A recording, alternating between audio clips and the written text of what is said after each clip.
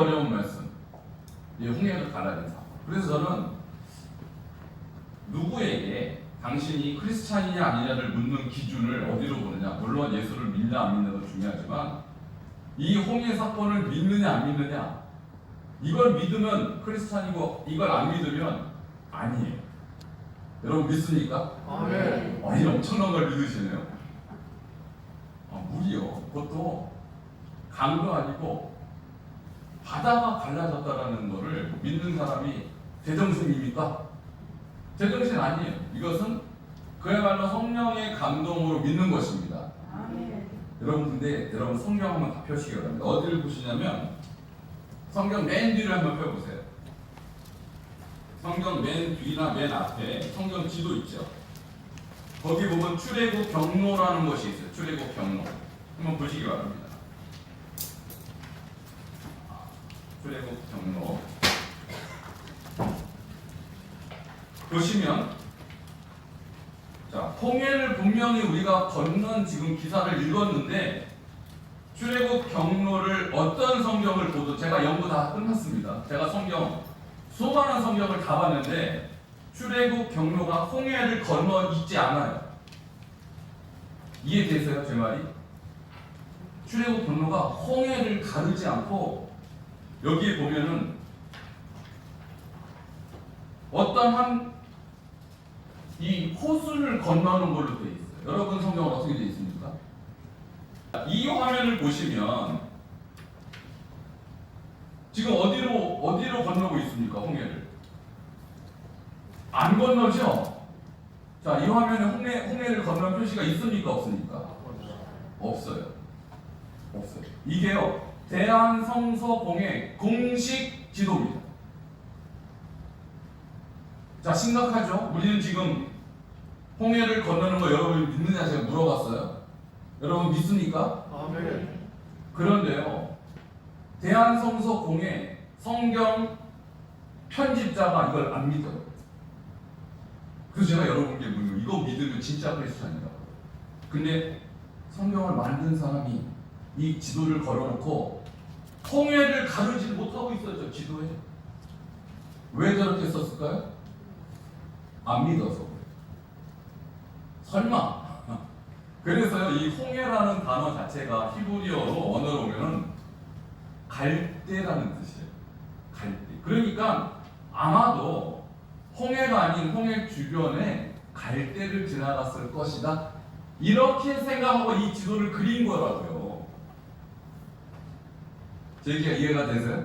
그러니까 실제로 홍해를 갈랐다고 믿지 않은 사람이 성경에 이 지도를 집어넣습니다. 근데 제가 다 조사해봤어요. 학자들이 홍해를 걷는 걸 정말 믿느냐? 성경 신학자들이 대부분 홍해가 아닌 홍해 주변에 갈대 숲을 건넜다 이렇게 믿는 사람이 대부분이에요. 그래서 제가 초기에 여러분이 홍해를 걷는 것을 정말 믿으면 예수 믿는 사람이라고 제가 말씀드린 이유가 이것을 많은 신학자들이 안 믿기 때문에 제가 드린 말씀입니다. 심각합니까? 안 심각합니까? 심각하죠. 요 지도를 보면 요거는 조금 나아요. 자, 이 까만 선이 홍해의 북부를 살짝 지나가죠? 보이세요? 안 보이세요? 자, 까만 선이요. 자, 이 지도를 만든 사람은 그래도 홍해는 지나갔다 그랬으니까 홍해를 살짝 지나간 걸로 하는데 문제는 뭐냐? 아니 굳이 그 옆에 빈 땅 놔두고 왜 이런 식으로 건너가요? 굳이 이 땅을 이런 식으로 건너갈 이유가 뭐가 있겠어요? 굳이 건너간다면. 그러니까 이것도 억지로 만든 지도예요. 억지로. 홍해를 건넜다니까 안 건넜다고 말하기는 그렇고 그냥 건넌 셈 치고 이 지도를 그렸는데 문제는요 신의 반도, 신의 산의 위치가 문제입니다. 여기 보면 미디안의 위치가 나오죠. 자, 미디안이 지금으로 따지면 사우디아라비아에 있습니다. 자, 모세가 지금 발을 피워서 어디로 도망갔습니까? 기억나세요?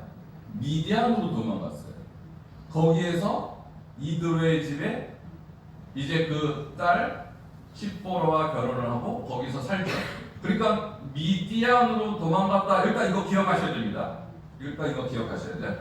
그리고 홍해가 이렇게 있어요. 그러면 어느 홍해를 건넜겠느냐라는 것이죠. 자, 수에즈만 보이세요? 수에즈만? 그리고 이쪽이 아카바만 보이세요? 그리고 중간이 모세산이라고 있죠? 그 모세산이 시내산이라는 거예요. 그러면 아까대로 따지면 이집트에서 시내산을 도착하기 위해서 굳이 홍해를 건널 필요가 있습니까? 없습니까? 없어요. 그러니까 학자들이 이상한 거예요. 아니 시내산을 가는데 뭐하러 바다를 건널까? 홍해를. 수에즈만을 건널 이유가 없어요. 그냥 거기서 강 하나 정도만 건너면 모세산, 시내산에 도착할 수 있지 않습니까? 그렇죠? 그러니까 이 시내산의 위치가 그쪽에 있으면 성경이 안 맞는 거라니까요. 그리고 모세가 어디로부터 지금 이집트로 간 거예요? 미디안에서부터 갔어요. 그렇다면 하나님께서 모세를 만난 장소가 미디안이고 미디안으로 자 거기에 무슨 산이 있다고 했어요? 미디안에서 호렙산에 하나님 산 호렙산에 이르렀다고 성경에 분명히 그렇게 기록되어 있습니다. 그럼 호렙산하고 시내산하고 같은 산일까요? 다른 산일까요? 어떻게 알고 계세요? 같은 산이에요. 같은 산. 자 그러면 호렙산은 미디안에 있고 시내산은 시내 반도에 있으면 말이 맞습니까? 안 맞습니까? 안 맞죠. 그럼 시내산은 어디 있어야 되는 거예요? 미디안. 좀 헷갈리십니까? 이해가 되십니까? 시내산의 위치가 여기 있으면 안 되는 거예요. 시내산은 미디안에 있어야 맞아요. 왜? 하나님이 모세를 미디안에서 만나셨고 미디안에 하나님의 산 호렙이라고 분명히 나와 있어요. 그리고 너희가 다시 돌아와서 이 산에서 나를 예배하니 이것이 너희에게 징표가 되리라. 할렐루야. 아멘. 그러면 시내산은 어디여야 마땅합니까? 미디안. 미디안은 지금의 사우디예요. 사우디아라비아. 근데 많은 사람들이 이 모세산이라고 하는 이집트의 시내산을 지금도 시내산이라고 믿고 방문합니다. 혹시 이 중에서 여러분이 가보신 분 계세요? 안 가셨습니까? 잘하셨어요. 가봐야 소용없습니다. 근데 놀랍게도 지금까지 기독교 역사 2000년 동안 여기가 시내산으로 여겨져 왔고 수많은 사람들이 시내산을 밟고 돈을 써가며 내가 드디어 시내산 왔다 이러고 있었다는 거예요. 근데 성경을 자세히 읽어보면 이것은 다 많이 맞지가 않는 거예요. 그러니까 홍해를 걷는 것도 못 믿는 거예요. 굳이 홍해를 건널 이유가 뭐가 있어요? 그 옆에 있는 길로 오면 됩니다. 그러니까요, 여러분 오늘 이 얘기를 제가 왜 여러분께 드리냐면 시내산의 위치가 정확한 게 어딘지 알아야 홍해를 건너는 것이 믿어지는 거예요. 그때야 비로소 하나님의 전능하심이 증명되는 것입니다. 한번 출애굽기 3장 1절로 가보시기 바랍니다. 출애굽기 3장 1절 시내산의 위치에 대해서 제가 말씀드립니다. 다시 한번 성경 나옵니까? 네, 같이 읽겠습니다. 시작. 모세가 그의 장인 미디안 제사장 이드의 양떼를 치더니 그 떼를 광야 서쪽으로 인도하여 하나님의 산 호렙의 이름에 어디입니까? 하나님의 산 호렙이에요. 그러니까 성경에서 하나님의 산이라는 것은요 하나밖에 없는 거예요. 여기에 모세가 하나님을 만났고 이제 이 산이 바로 하나님이 역사하시는 그리고 성경의 배경이 되는 산이죠. 자, 3장 12절로 넘어갑니다. 3장 12절. 시내산의 위치에 대해서 말씀드리는 거예요, 지금. 같이 읽겠습니다. 시작. 하나님이 이르시되 내가 반드시 너와 함께 있으리라. 내가 그 백성을 애굽에서 인도하여 낸 후에 너희가 이 산에서 하나님을 섬기리니 이것이 내가 너희를 보낸 증거니라. 어느 산에서요? 호렙산. 이 산 호렙산에서 다시 하나님을 섬기겠다. 하나님을 예배하겠다는 거예요. 자, 그러니까 이스라엘 백성이 어디로 가야 되는 것이 맞습니까? 미디안으로 가는 게 맞죠. 그러니까 아까 수에즈만하고 아카바만 중에 수에즈만이 아니고 아카바만까지 와야 되는 거예요. 그래야 그것을 건너고 호렙산에 이르는 것이죠. 자, 다시 그 지도로 넘어갑니다. 하나 더 내려가면 또 그 지도가 나오는데, 자, 화살표 보이시죠? 두 개. 자, 모세산. 지금까지 우리가 신의 산으로 여겼던 화살표 제가 이렇게 표현해놨습니다. 근데 그 산이 아니고 이렇게 표시한 산이 있죠, 화살표. 무슨 산입니까? 알라우스 산이라는 이 산입니다. 근데요, 이 산을요, 우리가 지금 못 들어가요. 왜 못 들어가느냐? 사우디아라비아는요, 외국인 관광객을 안 받습니다. 아예. 관광산업 포기했어요, 이 나라는. 그리고 1년에 한 번씩 이슬람의 절기가 있습니다. 이슬람의 축제가 있습니다. 또 전 세계에서 그렇게 다 모입니다.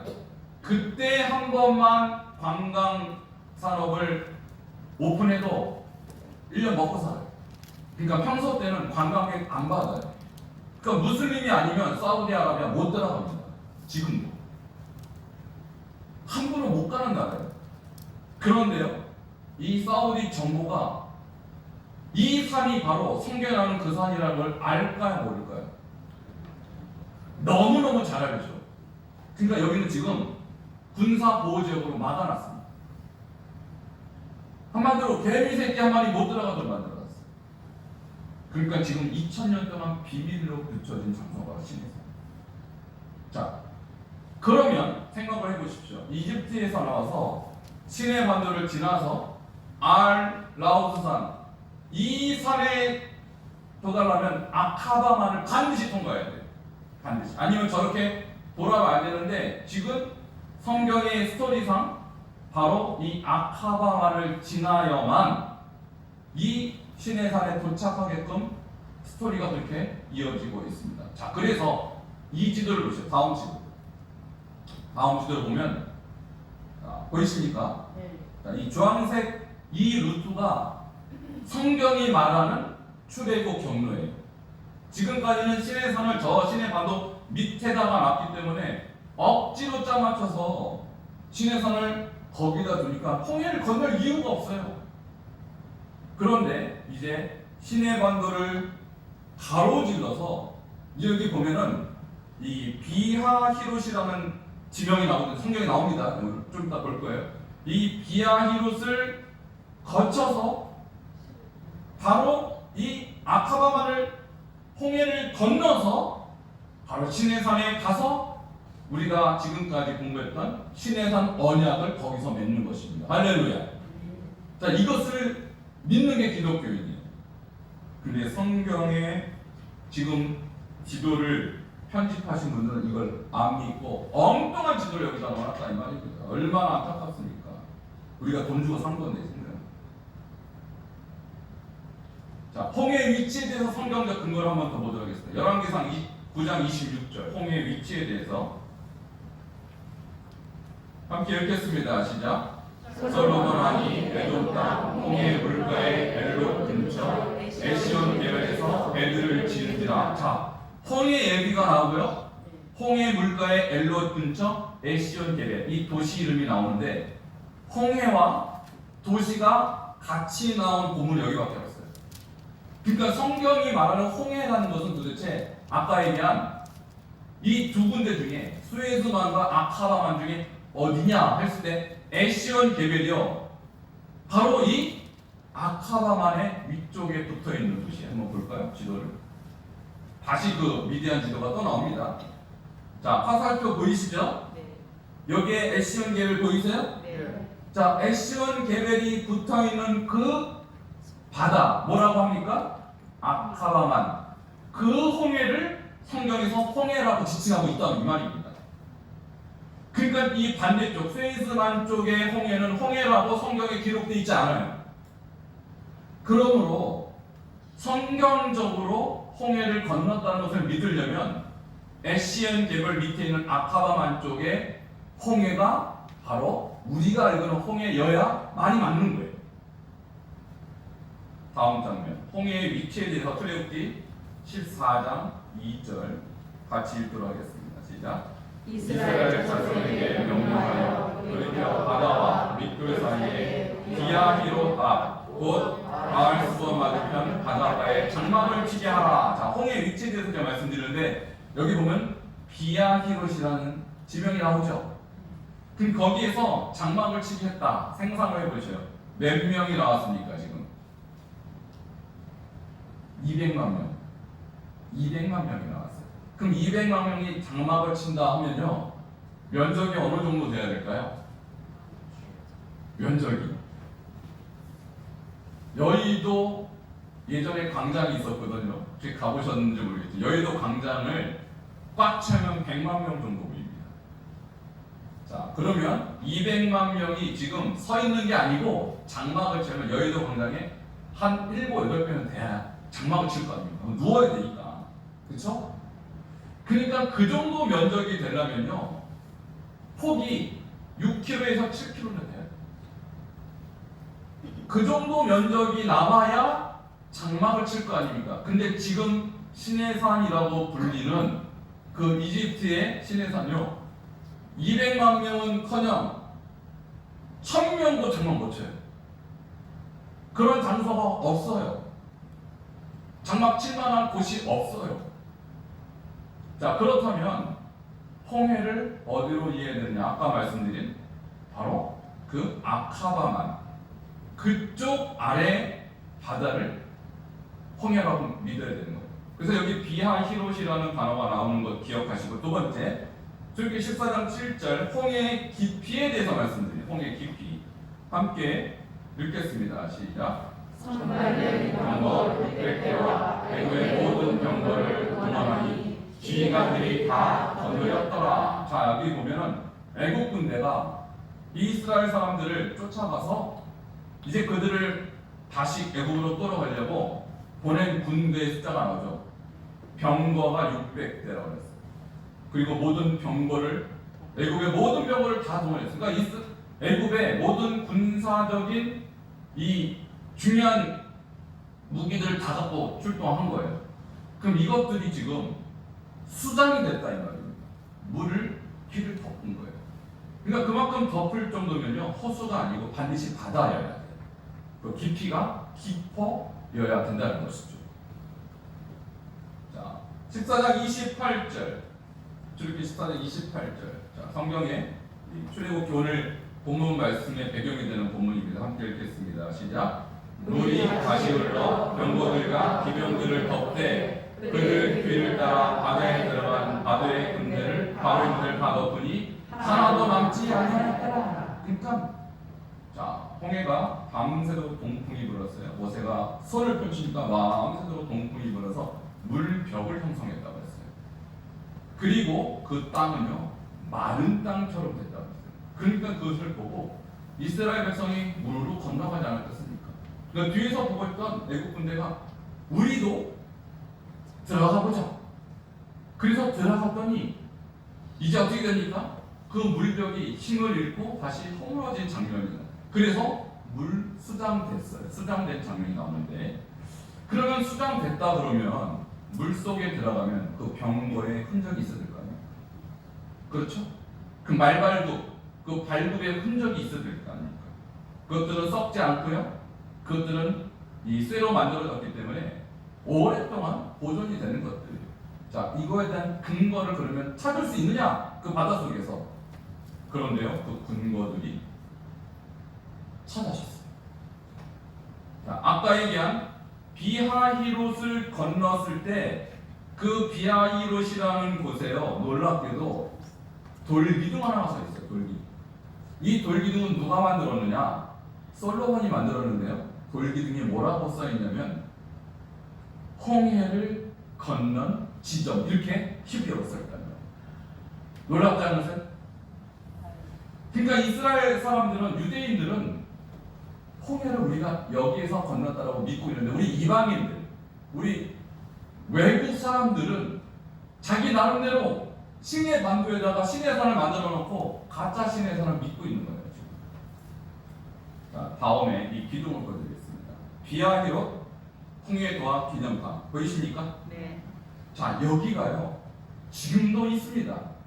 그리고 이 탑 건너편에 바로 홍해를 건너편에도 똑같은 탑이 원래 있었어요. 근데 그것을 누가 뽑았을까요? 사우디아라비아 정부가 뽑아버렸습니다. 왜 뽑았냐면 바로 그 이야기에 하나님이 살아계신 증거이기 때문입니다. 그래서 이 돌기둥에 이곳에서 홍해를 건너다라는 사인이 이 돌기둥에 써있다 이 말입니다. 그래서 솔로몬이 기념하기 위해서 솔로몬 때 세우는 기념탑이에요. 아니 이렇게 근거가 분명한데 엉뚱한데 중심에 살아놓고 홍해를 건넌 것도 성경에서 맞지도 않은 지도 갖다 놓고 사실상 안 믿고 있다 이 말입니다. 자, 이것을 3D 화면으로 이렇게 만든 게 다음 지도예요. 자, 여기 보면 자, 화살표 이렇게 된 데 있죠. 자, 여기가 바로 비아히롯, 방금 얘기한 비아히롯이고요. 여기에 지금 뭐가 있냐면 솔로몬의 기둥이 있고요. 거기가 바로 모래사장인데 폭이 8km. 폭이 8km. 그러니까 200만 명이 진을 치고 거기서 텐트를 치고 잠을 자기에 충분한 그런 장소가 바로 이곳인데 지금 말하고 있는 시내산은 이런 곳이 없어요. 1000명도 못 써 있을 겁니다. 자, 그러므로 시내산의 위치는요 지금의 이집트가 아닙니다. 사우디. 자, 그 결정적인 근거가 뭐냐면 1927년도에 무슨 일이 있었느냐? 여러분 잘 아시는 6.1 전쟁이 있었어요. 왜 6.1 전쟁? 유대인은 안식일을 지키잖아요. 그래서 중동에 이 아랍 군대들이요 떼거리로 이스라엘을 공격했어요. 근데 유대인들이 안식일을 지키기 위해서 안식일 전날 전쟁을 끝냈습니다. 그리고 근전쟁에서 승리했어요. 놀랍죠? 안식일 지키려고. 그러면 그때 얻은 땅이 어디냐? 바로 이 시내반도예요. 이집트의 시내반도를 얻어서 15년간 통치했습니다. 근데 15년 후에요. 이 땅을요 다시 이집트로 반납했어요. 왜 반납했을까요? 만약 그 땅이 정말로 신의 산이라면 이스라엘이 반납했을까요? 절대 안 그러죠. 자기 민족의 혼이 담겨있는 산인데 우리도 민족의 명산 백두산 지금 반은 북한이고 반은 중국에 소속돼 있거든요. 그 반 팔아먹은 거거든요. 분노하잖아요. 그 민족의 명산을 이집트한테 양보할 이유가 있겠습니까? 근데 1967년에 그 땅을 자기네들이 전쟁에서 승리해서 획득해 놓고는 15년 만에 반납한 이유는 거기에는 하나님의 역사한 증거가 전혀 없기 때문에 무의미한 땅이에요. 그래서 그냥 줘버리고. 이것이 지금 우리가 홍해 사건을 이해하기 위해서 반드시 알아야 될 이야기라는 것이죠. 자, 그리고 나서 좀 더 결정적인 증거가 바로 미국의 고고학자인 론 와이어트라는 사람이 실제로 그 기둥 앞에 있는 바다에 들어가 버렸습니다.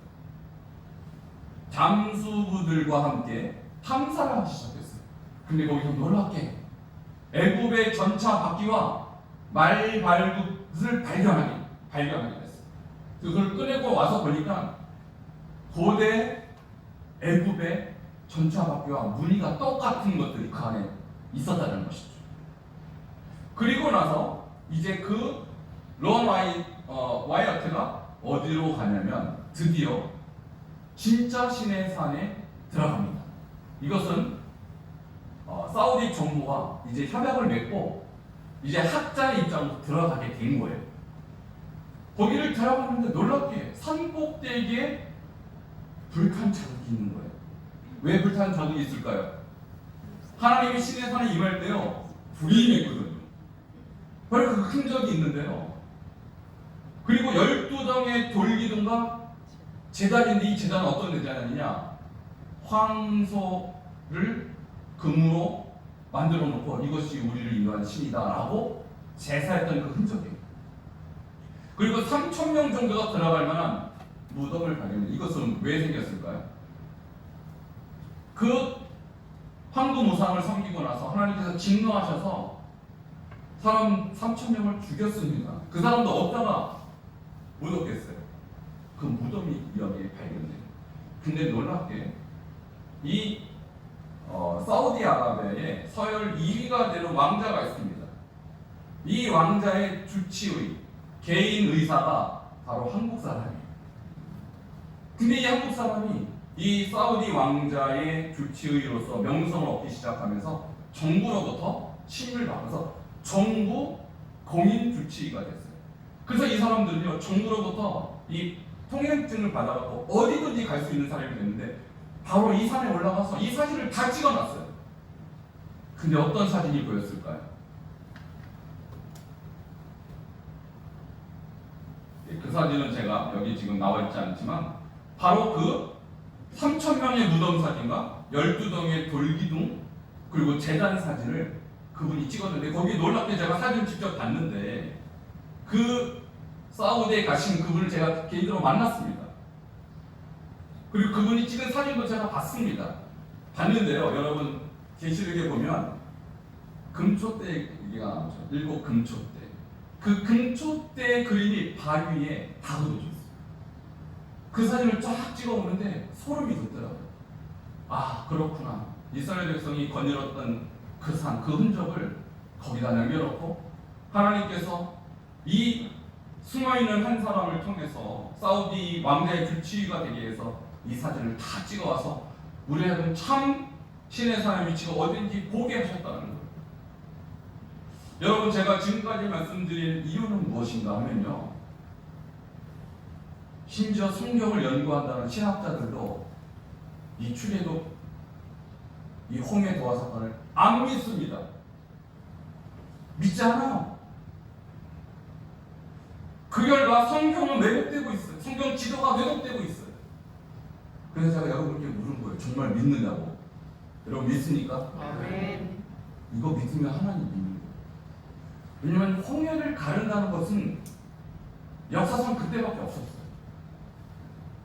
바다를 가른다. 물론 지금도 이제 바다가 이제 밀물 썰물 때문에 이렇게 갈라지는 현상은 있지만 이거하고 비교가 되겠어요. 여러분, 이 역사는요, 하나님께서 한민족 이스라엘을 하나님의 선약, 이 선민으로 삼으시고 하나님 역사를 일구기 위해서 하나님께서 베푸신 기적입니다. 아멘. 이 기적을 믿는 사람은 하나님의 백성이에요. 아멘. 이것을 못 믿거나 이것을 안 믿으면 죄송하지만 하나님하고 관계없어요. 근데 이것을 지금 여러분이 믿는다니 저도 놀랐습니다. 저는 믿습니다.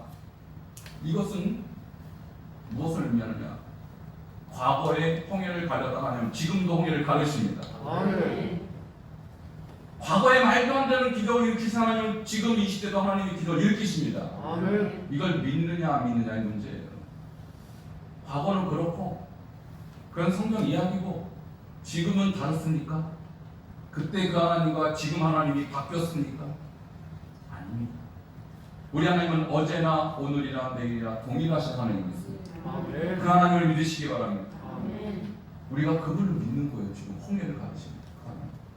제가 왜 이렇게 장황하게 길게 이 홍해의 위치와 왜 이것이 지금 학문적으로 재검토돼야 되고 그리고 그 위치가 지금 어딘지 확인되는 이 과정을 여러분께 말씀드렸냐면 이것을 우리가 확인하지 않으면요, 이것을요 믿는다라는 게 추상적인 믿음이에요. 객관적인 믿음 아니에요. 절대적인 믿음 아니에요. 그렇겠거니 내가 믿는 척 할 수 있고 믿는 걸로 착각할 수도 있어요. 근데 지금 말씀드린 이유는 뭐냐면 그 홍해의 증거가 나타났다는 거예요. 홍해를 건넌 그 증거가 지금 그 산에 있다는 거예요. 그걸 보신 분이 사진을 찍고 우리에게 그 증거를 보여주고 있다는 사실이에요. 여러분, 성경은 그 어떤 것도 소설이 아닙니다. 성경의 구약에 나와 있는 모든 기적과 같은 이야기 농담이 아닙니다. 하나님께서 실제로 일으키신 사건입니다. 우리가 그것을 믿어야 된다는 거예요. 그런데요, 이 홍해를 건너기 직전에 이스라엘 백성이 홍해를 건널 줄 알았을까요? 믿었을까요? 안 믿었을까요? 자, 오늘 히브리서에는 그들이 믿음으로 홍해를 건넜다가 이렇게 표현되어 있는데 제가 성경 자세를 보니까 이 사람들도 안 믿었어요. 안 믿었어요. 그 근거가 출애굽기 14장 11절입니다. 한번 보겠습니다. 시작. 떴나요? 자, 함께 읽겠습니다. 시작. 그들이 또 모세에게 이르되 애굽에 매장지가 없어서 당신이 우리를 이끌어내어 이 광에서 죽게 하겠느냐? 어찌하여 당신이 우리를 애굽에서 끌어내어 우리에게 이같이 하느냐? 자, 지금 홍해를 건널 줄 믿고 있는 거야? 안 믿고 있는 거예요? 안 믿고 있어요. 12절 계속 읽겠습니다. 시작. 우리가 애굽에서 당신에게 이른 말이 이것이 아니냐? 이르기를 우리를 내버려두라. 우리가 애굽 사람을 섬길 것이라 하지 아니하더냐? 애굽 사람을 섬기는 것이 광에서 죽는 것보다 낫게노라. 이런 불신의 말을 지금 하고 있어요. 애굽에서 섬기는 것이 광에서 죽는 것보다 지금 홍해를 건널 생각이 없어요. 건널 수 있다는 믿음도 없어요. 어떻게 여기까지 왔는지 몰라도 여기까지 온 것만 해도 이 사람들한테는 엄청난 기적인데 지금 그 모든 것을 한마디로 엎어버려요. 그냥 가서 내가 다시 종료하는 게 낫다? 이따위 말을 하고 있는 거예요. 그러니까 이 사람들 지금 믿음이 있습니까? 없습니까? 없어요. 없어요. 믿은 사람 딱 한 사람. 모세입니다. 그러니까 저는 지도자의 능력이 얼마나 중요한가. 교회건, 나라건, 가정이건. 알고 보면 여러분 다 지도자입니다. 여러분 가정이건 여러분 가정의 지도자예요. 교회에서도 여러분 지금 지도자로 사역하고 있어요. 근데 지도자가 믿음이 없으면 그 공동체는 무너지는 거예요. 지금 보세요. 공동체가 믿는 사람 없어요. 지금. 차라리 돌아가겠다. 그들의 종으로 살겠다. 이런 불신의 말을 때리고 이때 위대한 모세가 하나님께 말씀을 받고 이렇게 말합니다. 13절입니다. 같이 읽겠습니다. 시작. 모세가 백성에게 이르되 너희는 두려워하지 말고 가만히 서서 여호와께서 오늘 너희를 위하여 행하시는 구원을 보라. 너희가 오늘 본 애굽 사람을 영원히 다시 보지 아니하리라. 할렐루야. 결국 히브리서에서 그들이 믿음으로 홍해를 건넜다. 모세 때문에 그렇게 쓴 거예요. 모세라는 사람들. 이스라엘 백성에게 초점을 맞췄다면 전혀 믿음이 없었더라 이렇게 써야죠. 근데 지도자 한 사람의 믿음이 그 공동체를 바꾸는 거예요. 여러분 모세와 같은 지도자 되길 주님은 축원합니다. 결국 믿음은요 불가능한 것을 가능케 하고요. 믿음은요 안 되는 것도 되게 하는 거예요. 우리가 흔히 어려움을 만나면 뭐라고 말합니까? 홍해를 만났다 이렇게. 여러분 지금도 홍해는 있어요. 그리고 홍해를 가르지 않으면 우리는 지금 절박해요. 어떻게 될지 모르는 상황입니다. 근데 그때 여러분 어떻게 하시겠습니까? 이스라엘 백성처럼 반응하시겠습니까? 모세처럼 반응하셨습니까? 가만히 있어서 여호와께서 오늘 너희를 위하여 하시는 구원을 보라. 여러분 하나님께서 지금도 여러분을 향하여 구원을 베푸시고 계실 믿으시기 바랍니다. 그리고 14절 오늘의 결론입니다. 같이 읽겠습니다. 시작. 여호와께서 너희를 위하여 싸우시니 너희는 가만히 있을지니라. 아멘. 여호와께서 너희를 위하여 싸우시니 너희는 가만히 있을지어다. 여러분 이 가만히 있으란 말이 무슨 말 같아요? 여러분 이 말을요 새 번역이나 현대인의 성경 이렇게 번역했어요. 너희는 잠자코 있어라 이렇게 하고 있어요. 자 무슨 얘기냐면 여러분 하나님 믿어지지 않으면 그냥 잠자코 있으라는 거예요. 구원은 하나님이 베푸시고 역사 하나님이 일으키시니까 이렇게 이스라엘 백성처럼 호들갑 떨지 말고 우리가 다시 돌아가는 게 낫다. 우리가 다시 그들을 숨기는 게 낫다. 이런 식으로 호들갑 떨지 말고 가만히 잠자코. 자 다른 성경에 이렇게 성경 기록되어 있어요. 너희는 진정해라 이렇게 번역되어 있어요. 얼마나 모세가 볼 때 정말 진정이 안 될 정도로 이 사람들이 흔들리고 있습니까? 이런 홍해 앞에 뒤에는 애굽 앞에는 홍해 진정할 수 있겠어요? 그러나 여호와께서 우리를 위해서 싸우실 줄로 믿으시기 바랍니다. 이것이 바로 우리가 오늘 이 홍해 본문을 대하는 태도예요. 여호와께서 싸우시는 것. 그렇구나, 우리는 더 이상 소망이 없습니다. 우리가 홍해를 가를 능력이 없어요. 그리고 뒤에 쫓아오는 애굽을 싸워서 이길 능력도 없어요. 그러나 홍해도 하나님이 가르시고 애굽 군대도 하나님이 물리치셨어요. 아멘. 이것을 고대에 나오는 소설을 믿지 마시기 바랍니다. 과거의 하나님 지금도 그렇게 하십니다. 아멘. 그리고 앞으로도 그렇게 하실 것입니다. 아멘. 이것을 믿는 하나님의 백성은 그 홍해가 갈라지는 것을 경험하게 될 것이에요. 아멘. 오늘 출애굽기 14장 31절 마지막, 이것이 출애굽기 14장의 결론이고 홍해의 결론입니다. 함께 읽겠습니다. 시작. 이스라엘이 여호와께서 애굽 사람에게 행하신 그 큰 능력을 보았으므로 백성이 여호와를 경외하며 여호와와 그의 종 모세를 믿었더라. 이때 비로소 믿은 거죠. 그 전에는 모세도 안 믿고 하나님도 안 믿은 거예요. 이 백성들의 모습, 어디서 많이 본 모습 아닙니까? 누구를 지칭할 필요가 없어. 여러분 자신이고 저 자신. 우리가 하나님의 큰 기적을 보지만 정말 하나님 믿지 못하는 중. 오늘 제가 이 한나 여전도에 현실 예배를 드리면서 이 말씀을 드리는 것은, 여러분 어려운 일이 분명히 있어요. 홍해는 반드시 있습니다. 애굽 군대 반드시 쫓아옵니다. 이때 여러분 가만히 있으시기 바랍니다. 이것이 믿음이에요. 진정하셔야 돼요. 우리가 흔들리고 우리가 이 모든 일 앞에서 두려워 떨고 우리가 무너지면 사단이 우리를 사용할 수밖에 없어요. 그러나 우리가 여호와께서 행하신 큰 능력, 애굽 사람이 행하신 그 큰 능력을 우리가 경험한 자로서 여러분 믿음 가운데 굳건히 서 계시면 하나님께서 이기시게 할 줄 믿습니다. 여러분의 삶과 우리 교회의 미래와 이 나라의 미래, 하나님의 손에 달려 있는 것입니다. 오늘 이 말씀을 받고 우리가 제대로 된 홍해를 건너는 믿음을 갖는 저와 여러분 되기를 주로 축원합니다. 함께 기도하시겠습니다.